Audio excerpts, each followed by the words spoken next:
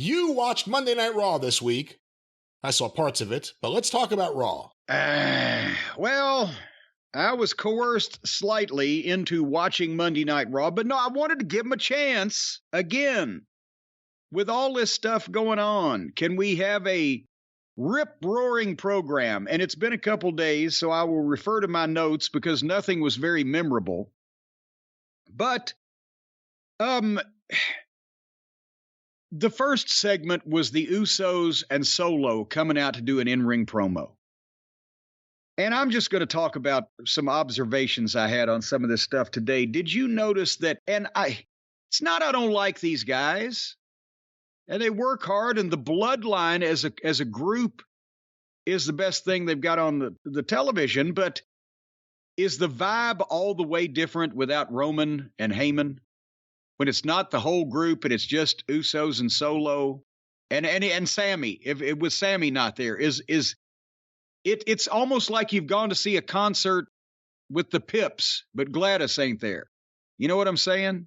It's the difference between seeing Return of the Jedi and seeing the Ewok movies without any of the other Star Wars characters. Well, I prefer just Gladys and the Pips, but nevertheless. The Pips with no Gladys. Remember, didn't Richard Pryor do that? Well, yes, that's what I'm saying. That was the simile or analogy that I prefer is the Pips and no Gladys. But you can do your Ewoks and your Mudwomps and whatever the fuck. But now every generation of Bloodline will be on Raw 30. And by the way, guess who's coming back to Raw 30? The Undertaker. And John Cena is suspected to be more involved coming up. I'm just absolutely stunned. Who would have thought that Vince McMahon would return and immediately start bringing back stars? So anyway, Usos and Solo are out there on Raw, and they're doing an interview. And they're going to defend the tag team title against Judgment Day. And I'm thinking, who's the heels? And then here comes Judgment Day. And I think it's important that when they come out, Judgment Day makes their entrance, Rhea Ripley talks first. I think that means that they know that she's a star. And they put Finn in the middle because Ripley talks first. She's a star. Then they get in the ring. The crowd is kind of silent because what the fuck, it's heels.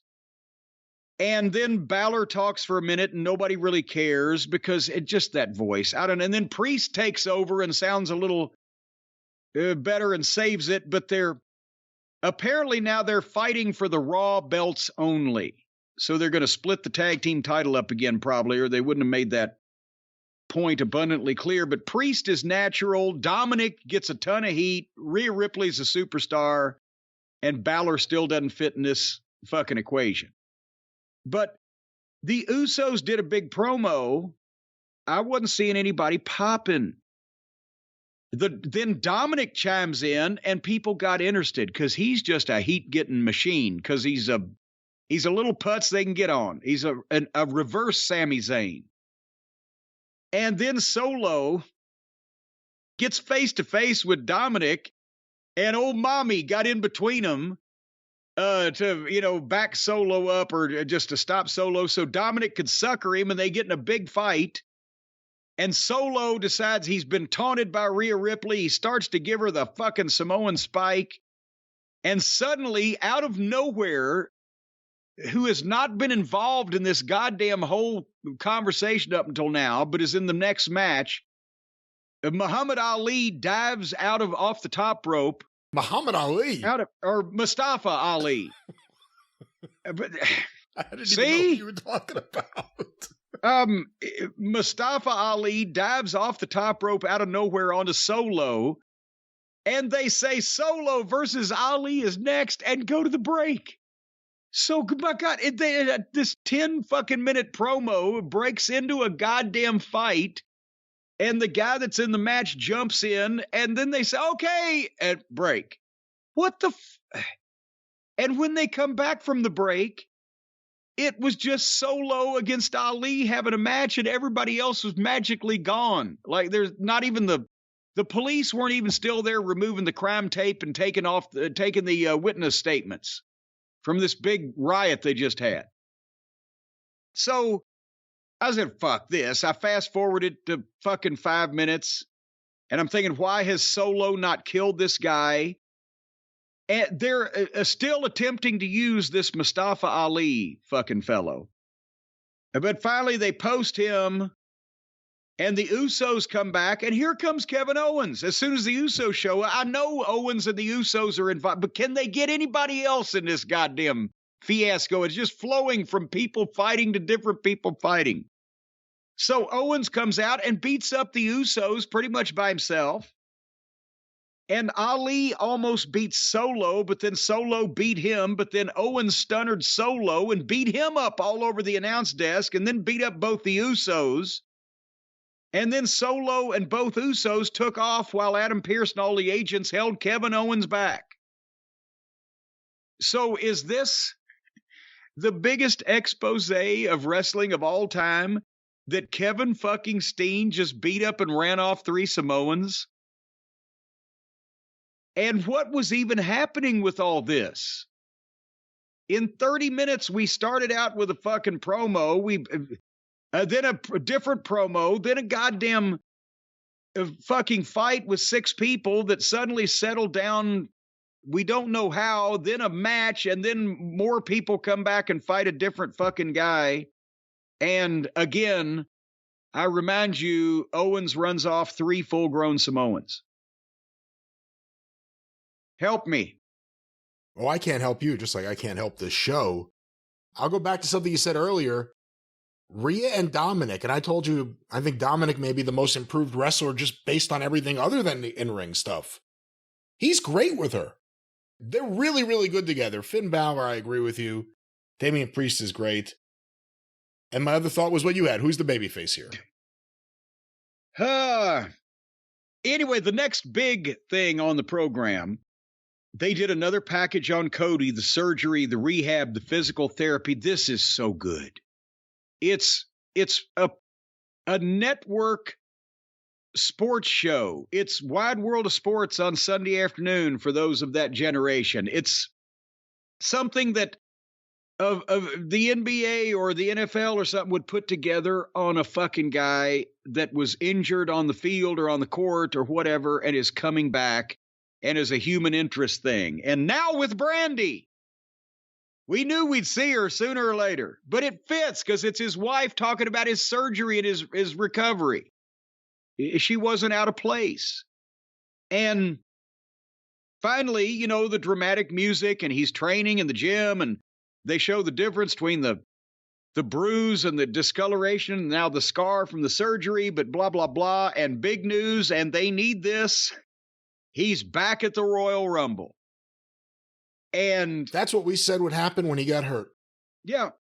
And that obviously was because it wasn't that hard to figure out. It's not like some of the better prognostications you've been doing lately. That's simple wrestling. If an injury of that type, approximately that length, let's hope he's back at the Royal Rumble. But nobody can say, if you didn't like wrestling or you wanted to say wrestling was fake like everybody in the world, you can't say this is bullshit. That they've been able to turn this into, even though everybody knows it's a worked world, they've been able to turn this into the equivalent of if he was really injured in a shoot, because he was injured for a shoot, and they're telling a true story, the reason he came back, for the title, for the dream, blah, blah, blah. And nobody can say that any of it's bullshit because they've got everything, including the surgery, on video. So this is fantastic. And this will be another thing that should make a big difference for him. And the one thing we don't have to worry about, Vince is the one that started this. So if Vince is back, he's not going to fuck it up. So they got that going for him. Because Vince doesn't fuck up any of the things that he puts his hands all over when it comes to the creative end of wrestling. Well, no, but he was starting this. He obviously was on board with it to begin with because it was happening before he left. I'm not saying he wouldn't screw up something else that he wasn't in favor of. My fear is, I think the stuff with Cody has been strong. Just talking about the last few video packages, people are ready to see him. If they build up a match at WrestleMania and he doesn't get the belt, it's Luger not getting the belt at this point. And that's what I'm afraid of. If they build up a match for him to go for the title at WrestleMania, if he wins the Rumble, he has to win the belt, I think. I'm having a hard time finding a way to argue with you. All right. Then in that case, maybe Roman Reigns does beat The Rock on night one if that takes place. And then night two is Cody's. Hey, they brought up earlier, you talked about how next week for the 30th anniversary of Raw, even though the anniversary is actually a couple weeks ago, I guess, by the time that show airs, they can have all the other members of the Samoan dynasty there. Who knows who will be there and who won't be. I'm sure Jacob Fatu won't be there, but they can have all these people there. Yeah, I don't think everybody's going to be there. I think the airlines would have to add extra flights. If you have The Rock from Mania against Roman Reigns, is this where you start building it up? Is The Rock there? Well, I don't think The Rock is here. I think if they know The Rock is going to be there, they do something here that instigates his return.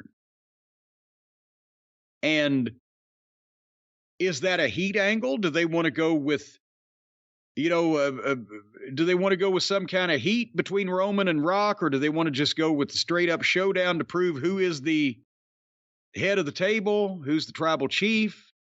I would think they would start something, but I don't think you have, when they've already said Undertaker's back and whatever else. I think Flair said he's going to be there and a bunch of other people. The Rock at that point might be too much. Do something to, what's the word I'm searching for? Have somebody do or say something that causes The Rock to have to respond in some type. That's what I'm trying to say. Well, what else was on this show? Back to me, right? Back to you in this show, this Raw. Street Profits versus Shelton Benjamin and Cedric Alexander. And I said, wait a minute, Shelton and Cedric are still there and still ambulatory and they're able to be a tag team and we got to see fucking Gable and Otis and whoever else every week? Where have they been all of our lives for the last few months?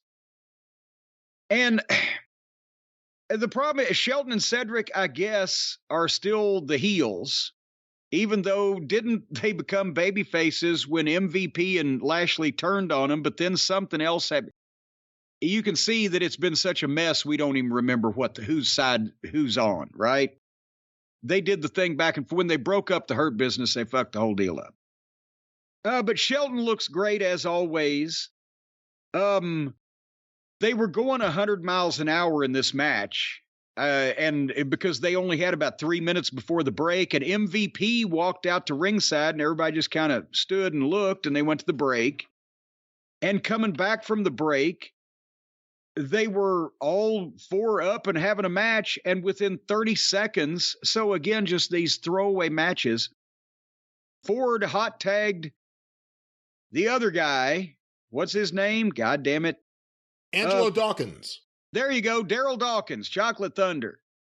Well, he made a fucking comeback, and Ford hit a splash, and Cedric saved, and Ford got shit canned, and Ford shit canned Cedric, rather. I'm going by my notes. And tagged Dawkins. And this is where, so Ford throws Cedric out of the ring and then turns around and tags his partner Dawkins. And Dawkins steps in the ring and Ford steps out. And then Dawkins turns around and tags Ford right back in. I mean, what the fuck are they doing? And if Ford goes to the top and Dawkins gets the doomsday device, shoulder ride thing. So again, if you figured the finish right, you never have a tag followed by another tag with no contact in the middle. And guys are just going beep, beep, beep. But anyway, Cedric foils that. They all did dives. Dawkins went to splash Cedric in the corner, but MVP went to pull Cedric out. The old deal where MVP jumps up on the apron and pulls him out of the corner so the guy splashing hits the buckle. But two things happened. One, MVP was a tad late. And two, when he laid his hands on Cedric and Cedric had to know it was coming, he didn't make any motion whatsoever to go out on his own. And so MVP grabbed Cedric's arm and the guy just splashed him in the corner. And MVP pulled him out afterwards. And the announcers are like, well, I think he was trying to get him out of the way. And then Cedric and Shelton hit Dawkins with a double team while MVP drew the referee. But as soon as they covered and the referee turned back around, Dawkins reversed it. He just rolled him up. So the guy took a double team move and was covered. And then as soon as the referee turns around, Dawkins just rolls the guy on top of him up. I can't remember which. I think it was Cedric. 1, 2, 3. What? I don't even understand what the fuck any of that was. Help me. Good action. Can't explain anything else, though. All righty then. I am for, I mean, if they're reuniting the Hurt Business, I mean, it's a show-long thing here. I'm for that, because I like MVP, and I think MVP's great, and I think without MVP, Shelton and Cedric have been lost. Lashley's been lost. Almost is lost, but I don't think MVP has helped or hurt that matter. Yeah, I don't know if MVP is going to be the Christopher Columbus or the fucking, what's that famous explorer? I can't call his name right now. I don't know which one. The famous explorer that found shit. Magellan? There, yeah, it's good enough. Go ahead. Go ahead what? Go ahead and finish your thought. That was my thought, Magellan. Oh, Magellan. All right, well, I'm gelling like Magellan. Then we had some bad comedy in the back with the Judgment Day, and guess who? Gable and Otis. And I wrote down that it hurts the Judgment Day to have to interact with these people. So then we're an hour into the program by now, and Becky Lynch comes to the ring, and she comes through the people like Moxley and people like old Becky, and she calls out Bayley. And here comes Bayley out with her stooges, Kai and Sky. And they started arguing with each other, and Bayley argued that her name wasn't Karen. And it was like they were trying to do a routine where Becky was calling her a Karen, which is the modern, a moniker for some bitch that complains a lot. But she was, and my name is not Karen, like she was really they went back and forth, and then Becky saying Bayley peaked in 2015.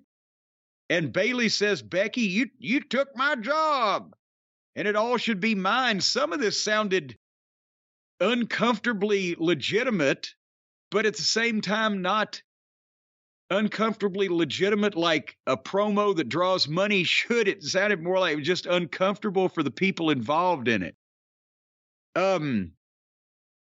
Bayley looked like her feelings were really hurt at one point. She had that fucking quiver lip. So Becky challenged Bayley for a cage match next week, and Bayley accepted, and Becky walked off. And this was 8 minutes. It seemed like 20. This was brutal. This was really, really awkward and bad at times, and eventually it picked up and it kind of went somewhere. But like you said, they were doing a routine, but the fans weren't reacting.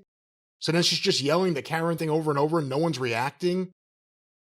And I'm sure the cage match next week will be a Donnybrook of epic proportions. Hey, considering the character development we saw from Becky Lynch over the last year or whatever, what do you think of her going back to being the man? Well, I mean, it's always been, that's part of her portfolio. She's always had that, so you can say it at any time. Are they going to heavily market it again? Have they settled something else with Rick? Or, well, I mean, Big Time Bex was good too. Yeah, she went from wearing all those Lady Gaga outfits to going back to just being, a female Steve Austin coming through the crowd. It kind of feels like a step backwards in a sense. To me, at least. I don't know. Maybe it just desperate times call for desperate measures. That's what she was. She was just coming out to be a badass in this because she's challenging for a cage match. I don't fucking know. I'm not putting that much thought into this because they aren't either, apparently. The next match was Ezekiel versus, wait a minute, that was his brother. Elrod versus, wait a minute, that was his other brother. Elroy, no, that was the Jetson kid. Elias wrestled almost, and I almost watched it, but I didn't. And they set this up with a skit that telegraphed everything because he ran into MVP. They had a little bit of an issue. Yeah. He said, I'll get you a match later today. He thought it was going to be with MVP. It was obvious that MVP is going to go into Adam Pearce and say, make it almost. And that's exactly what happened. Pretty obvious. He said, I said you were going to wrestle the winner of the Royal Rumble. No, I didn't say it was going to be me or something like that. And the next match hurt my feelings so bad I skipped it too because the aforementioned Gable and Otis wrestled Priest and Dominic. And I wrote, oh God, no, I cannot tolerate. And fucking Gable was part of Gable and Jordan that had those fantastic matches with FTR and looked like a fucking, he had long hair, looked like a rock star, great athletic looking kid, a little vertically challenged. Between the shush and all the other foolery, I don't want to see him. I don't care.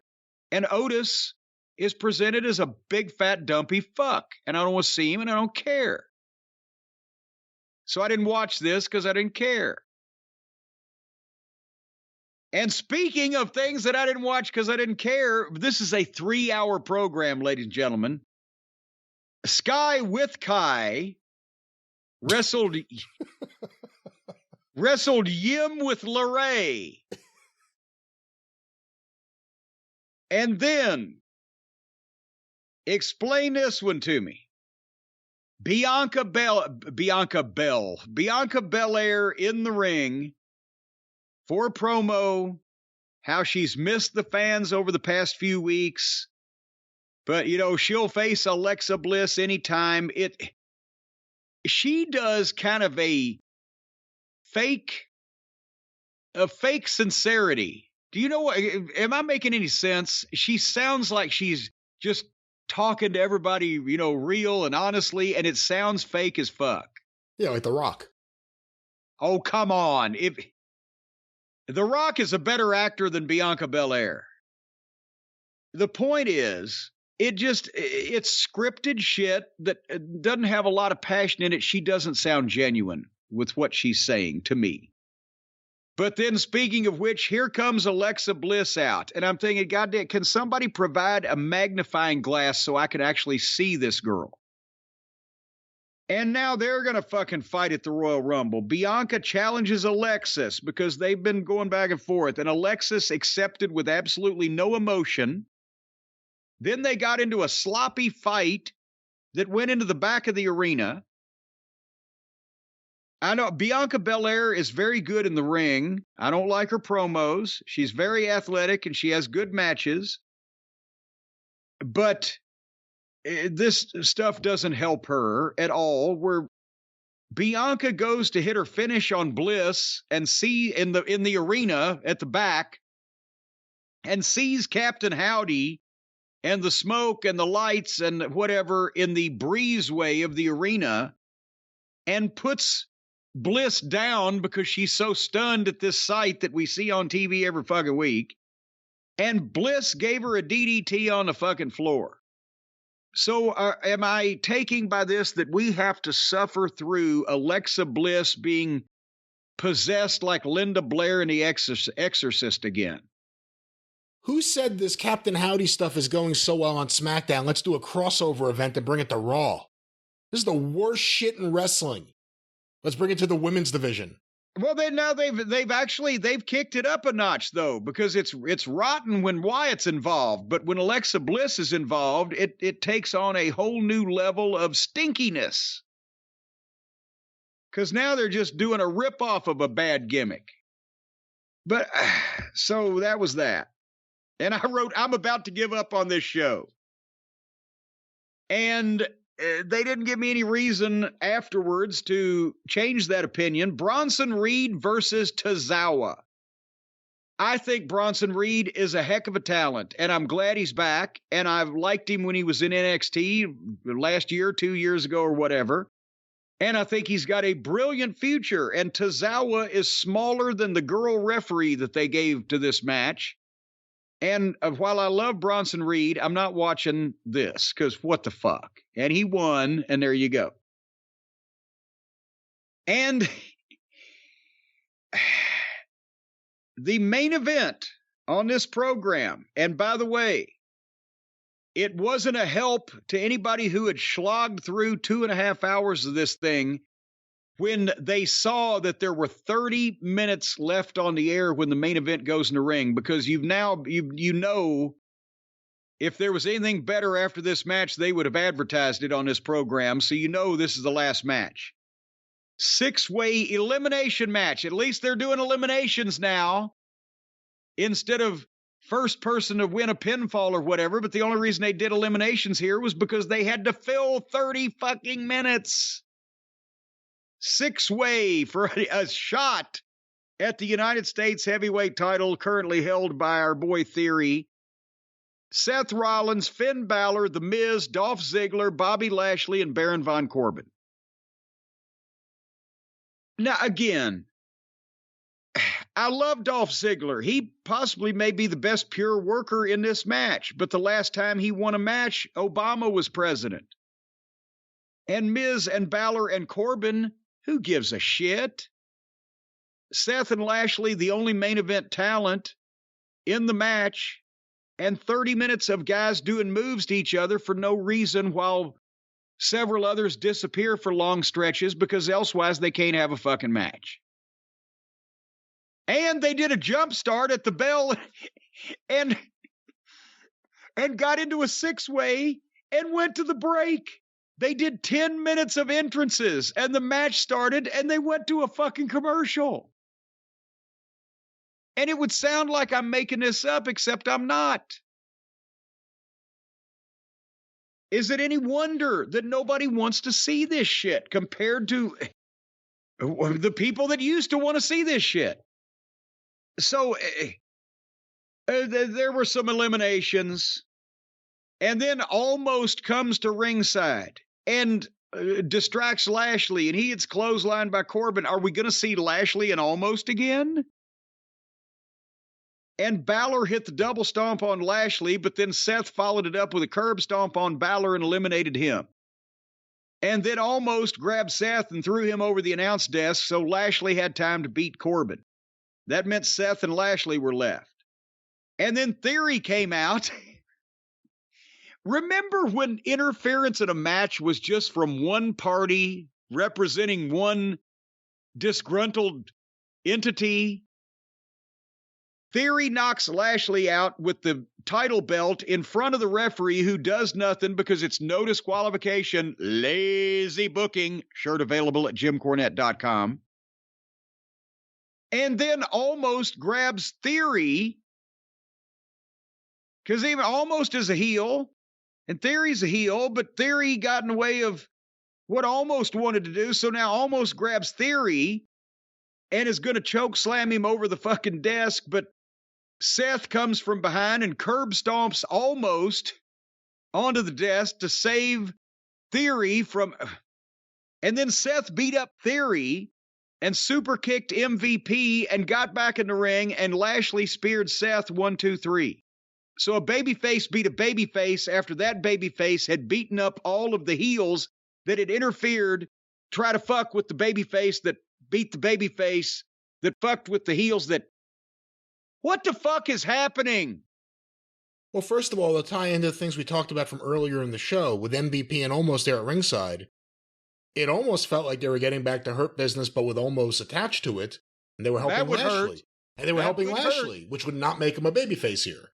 Although, he's going to be wrestling Theory, so he has to be a babyface. I don't know. I don't know what they're doing. I will say, at least Theory's finally showing some confidence. Well, he was always confident, but he's allowed to be something other than a putz right now. Yes, I think he's doing a good job with it. He's doing a good job with it. Well, okay. That means that's added 18 months to his chronological age. That beard. He's growing up. That was the whole show. It certainly was. That was Raw, and it always is. It was raw and blistered, and there was some discoloration, and I think potentially infection was starting to set in.